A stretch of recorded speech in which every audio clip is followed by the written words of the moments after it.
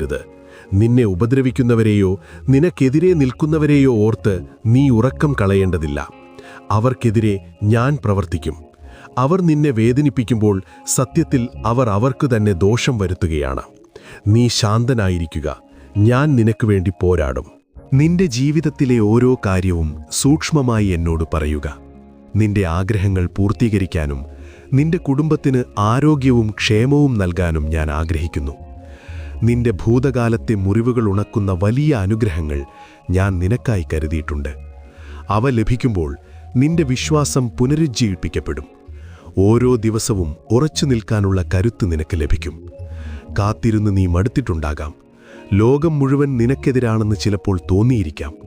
എങ്കിലും എൻ്റെ കൈകളിൽ മുറുകെ പിടിക്കുക. നീ തളർന്നു പോകില്ല.